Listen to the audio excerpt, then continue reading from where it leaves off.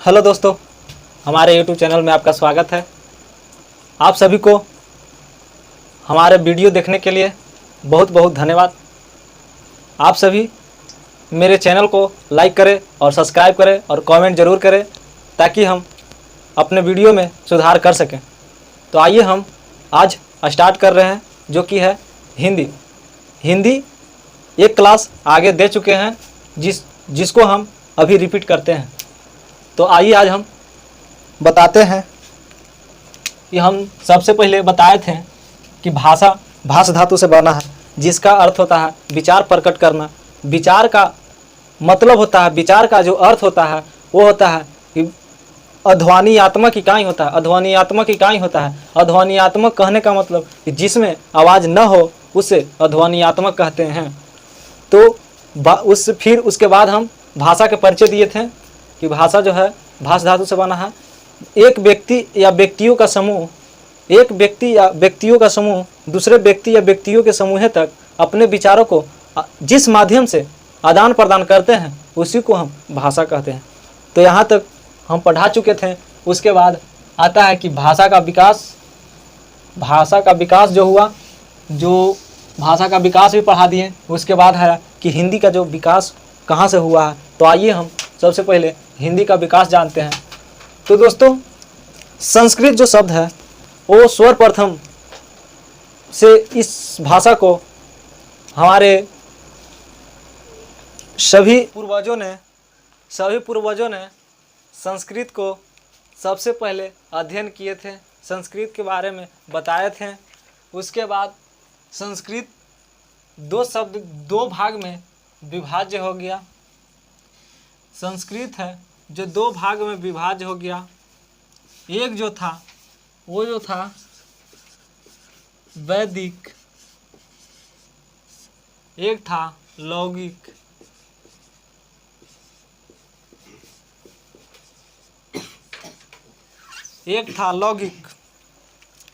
वैदिक जो था, वैदिक में वेद और उपनिषद, जो उपनिषद था उसको वैदिक में लिखा गया। वैदिक एक भाषा होता है। जैसे हम लोग धीरे धीरे जो विषय हम लोगों का कठिन होता है उस विषय से नाता तोड़ते जाते हैं, हटाते जाते हैं। उसी तरह जो था कि संस्कृत को दो भागों में विभाजित किया गया। तो उसमें जो आया वैदिक आया। वैदिक जो था जो बहुत कठिन था, और लौकिक जो था, लौकिक में जो कि था वो आसान था। तो पूर्वजों ने लौकिक भाषा को इस्तेमाल किए। दोस्तों, हमने पहले बता दिया है कि भाषा जो है, भाषा परिवर्तनशील है।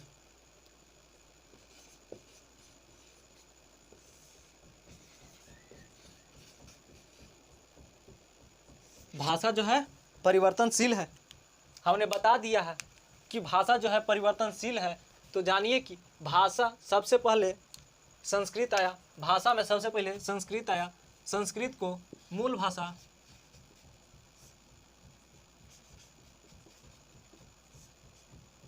भी कहा जाता है। उसके बाद जब संस्कृत दो भागों में विभाजित हुआ तो उसमें आया वैदिक, जिसमें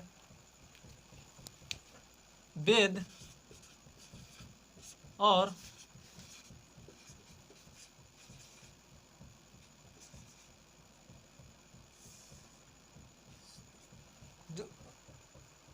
और उपनिषद लिखा गया।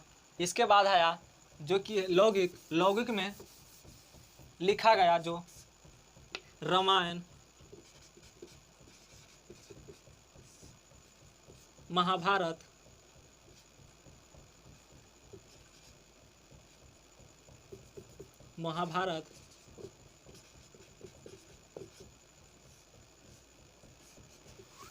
जो कि था लौकिक में रामायण और महाभारत लिखा गया, और वैदिक में वेद और उपनिषद लिखा गया।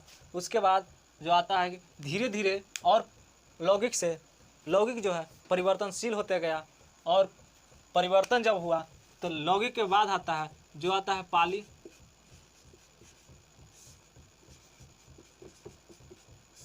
जो पाली भाषा है इसमें बौद्ध धर्म,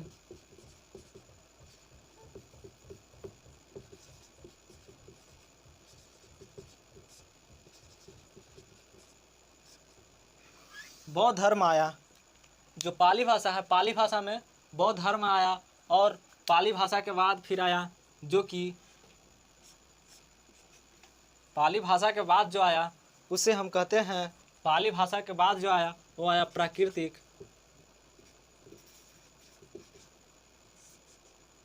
भाषा। प्राकृत भाषा में जो है, जो प्राकृत भाषा है उससे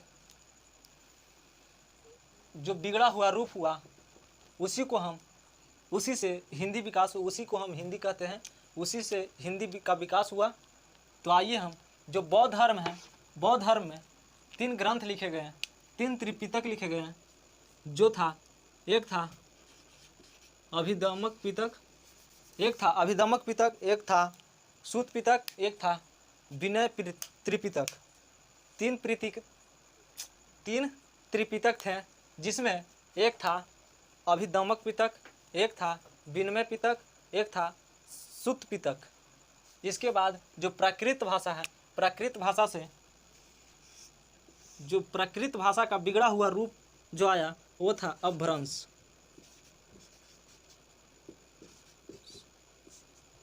अपभ्रंश आया, जो प्राकृत का बिगड़ा रूप अपभ्रंश आया। अपभ्रंश से फिर आया शौरसेनी अपभ्रंश,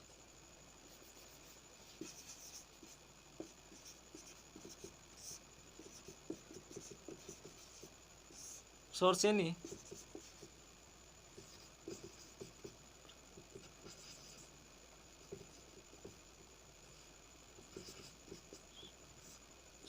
अपभ्रंश आया। तो आपको भाषा का विकास मालूम हो गया। सबसे पहले जो था वो था संस्कृत, संस्कृत से आया वैदिक, वैदिक से आया वैदिक, वैदिक में वेद और उपनिषद लिखा गया और लौकिक में रामायण महाभारत लिखा गया। उसके बाद आया पाली भाषा, पाली भाषा में बौद्ध धर्म का निर्माण हुआ, जिसमें बौद्ध धर्म था। और उसके बाद जो था प्राकृतिक भाषा, प्राकृतिक भाषा में जो था वो जैन धर्म का विकास हुआ था।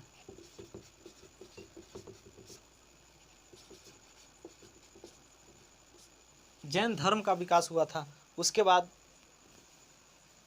जो आया वो अपभ्रंश आया। अपभ्रंश के बाद शौरसेनी अपभ्रंश, और शौरसेनी अपभ्रंश के बाद जो आया वो था आपका विषय जो है वो हिंदी। हिंदी का यहाँ विकास हुआ। तो आप लोग हिंदी का विकास क्रम जान गए। उसके बाद जो आता है हिंदी का विकास क्रम आप लोग जान गए हैं। आप लोगों को एक क्वेश्चन देते हैं, उसका आंसर आप लोग कमेंट में ज़रूर बताइएगा, जो कि है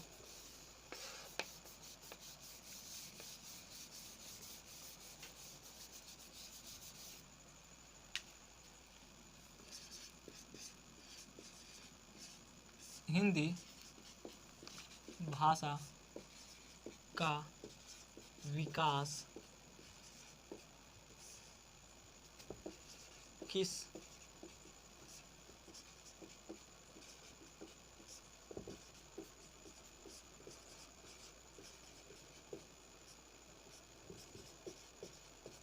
हिंदी भाषा का विकास किस भाषा से हुआ है, जिसमें पहला ऑप्शन है जो है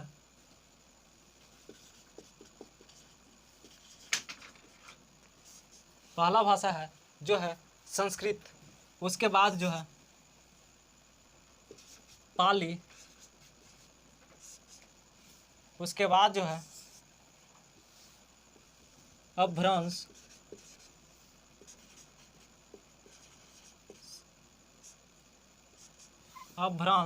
उसके बाद जो है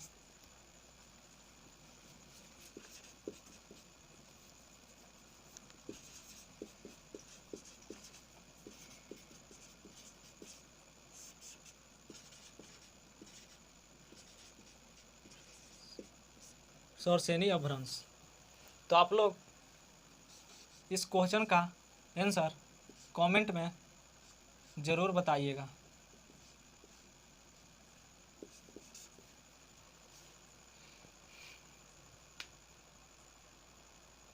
इसके बाद जो आता है, जो हिंदी का विकास हो गया, इसके बाद जो आता है व्याकरण।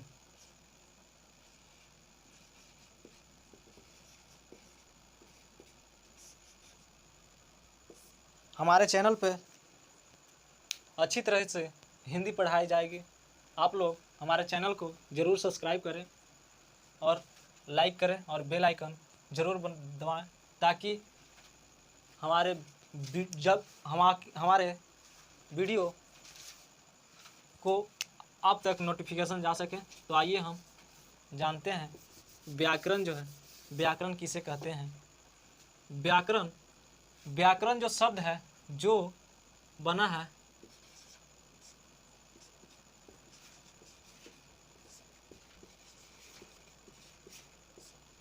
ब जोड़ आ जोड़ करण, वी जोड़ आ जोड़ करण होता है। वी जोड़ आ जोड़ करण, वी जोड़ आ जोड़ करण, इसका मतलब होता है जो कि भली भांति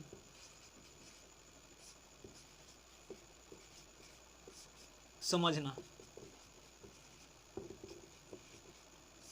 भली भांति समझना या भली भांति प्रकार से समझना। इसके बाद इसमें जो पुस्तक लिखे गए हैं, इसमें जो था पुस्तक लिखे गए हैं, विधा लिखे, जो पुस्तकें को विधा कहते हैं, शास्त्र कहते हैं, ग्रंथ कहते हैं। तो आइए हम व्याकरण के परिभाषा देते हैं। तो व्याकरण जो है भली भांति समझना, व्याकरण का जो अर्थ है जो कि भली भांति समझना। तो आइए हम व्याकरण की परिभाषा देते हैं। व्याकरण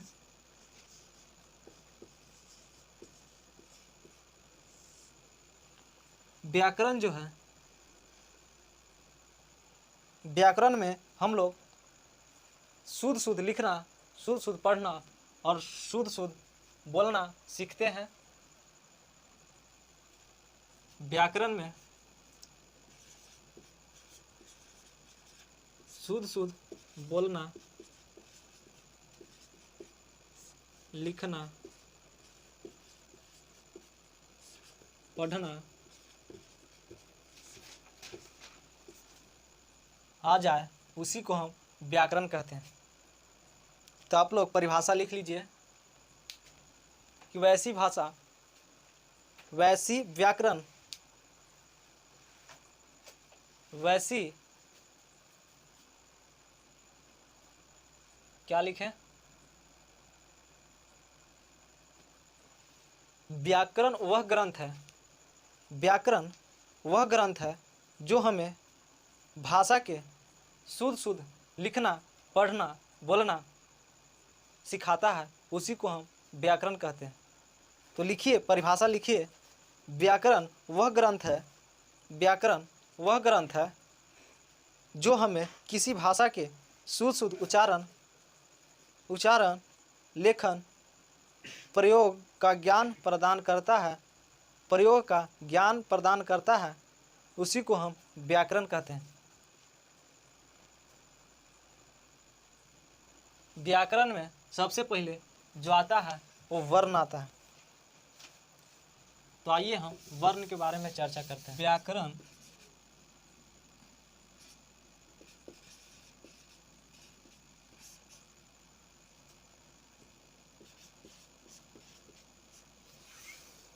व्याकरण जो होता है वो 3 प्रकार का होता है। एक होता है वर्ण विचार,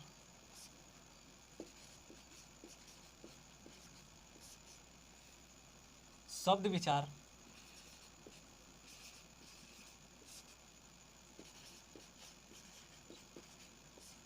वाक्य विचार,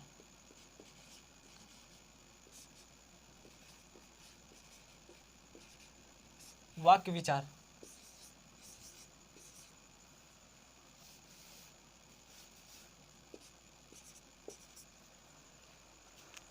जो व्याकरण होता है, जो व्याकरण 3 प्रकार के होते हैं। एक होता है वर्ण विचार, एक होता है शब्द विचार, एक होता है वाक्य विचार। तो आइए हम वर्ण विचार पर चर्चा करते हैं।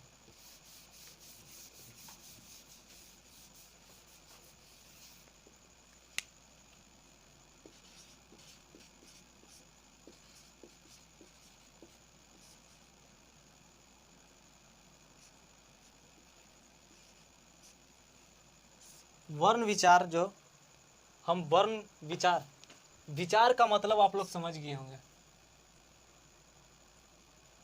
अध्वनियात्मक इकाई होता है विचार। उसके बाद जो वर्ण आता है, वर्ण जो होता है वो ध्वनि का लिखित रूप वर्ण कहलाता है। वर्ण किसे कहते हैं? वर्ण वह भाषा है जिसे हम, वह ध्वनि है जिसे हम लिखते हैं। जो लिखा हुआ शब्द होता है, जो लिखा हुआ अक्षर होता है, उसी को हम वर्ण कहते हैं। तो आइए हम जानते हैं कि वर्णों को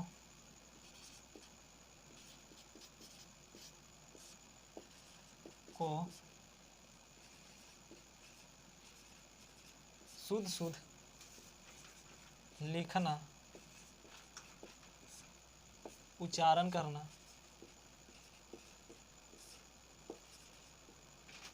करना और बोलना